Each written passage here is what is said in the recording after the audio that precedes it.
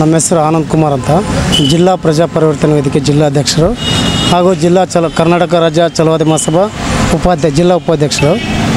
ನಮ್ಮದು ಇವತ್ತಿನ ಆಗ್ರಹ ಏನಂದರೆ, ರಾಜರಾಜೇಶ್ವರಿ ನಗರದ ಕ್ಷೇತ್ರದ ಮುನಿರತ್ನರವರು ಏನು ಜಾತಿ ನಿಂದನೆ ಮಾಡಿದ್ದಾರೆ, ಒಕ್ಕಲಿಗರು ಮತ್ತು ವಲಿಯರು ಅಂಥೇಳಿ ಅದ್ಯಾವುದೋ ಒಂದು ಲಂಚ ಕೇಳೋ ಒಂದು ನೆಪದಲ್ಲಿ ಇವರು ಈ ಥರ ಜಾತಿ ನಿಂದನೆ ಮಾಡಿದ್ದಾರೆ.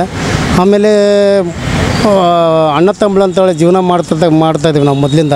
ಒಕ್ಕಲಿಗರು ಹೊಲದಲ್ಲಿ ಕೆಲಸ, ಅವರು ಹೊಲದ ಓನರ್ಗಳು.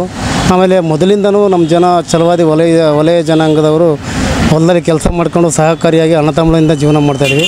ಅಂತಹ ಸಂದರ್ಭ ಈಗ ಮೊದಲಿಂದನೂ ಬಂದಿದೆ.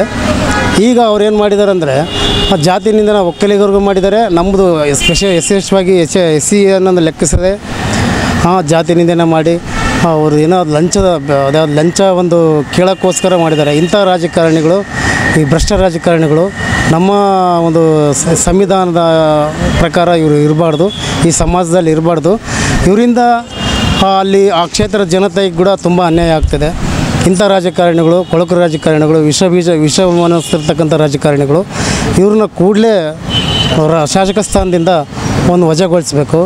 ಇಲ್ಲದಿದ್ದರೆ ನಾವು ಮುಂದಿನ ದಿನಗಳಲ್ಲಿ ನಮ್ಮ ಛಲವಾದಿ ಸಂಘಟನೆಯಿಂದ ಮತ್ತು ಜಿಲ್ಲಾ ಪ್ರಜಾ ಪರಿವರ್ತನೆ ವೇದಿಕೆಯಿಂದ ರಾಜ್ಯಾದ್ಯಂತ ನಾವು ಬೃಹತ್ತಾಗಿ ಉಗ್ರವಾದವನ್ನು ಪ್ರತಿವಾದವನ್ನು ಮಾಡ್ತಿದ್ವಿ.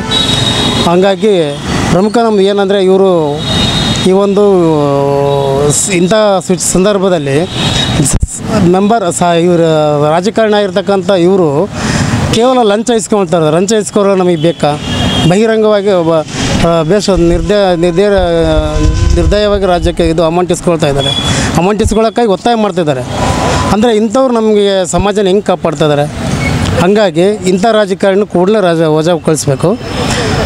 ಅಂದಾಗ ಮಾತ್ರ ಸಮಾಜ ಅಭಿವೃದ್ಧಿ ಆಗ್ತದೆ. ಇಷ್ಟೇಳಿ ಜೈ ಭೀಮ್, ಜೈ ಭಾರತ್. ಬಳ್ಳಾರಿಯ ನಿರಂತರ ಸುದ್ದಿಗಾಗಿ ಬಳ್ಳಾರಿ ಬೆಳಗಾಯಿತು ಚಾನೆಲ್ನ ಸಬ್ಸ್ಕ್ರೈಬ್ ಮಾಡಿ ಹಾಗೂ ಬೆಲ್ ಐಕಾನ್ ಒತ್ತಿ.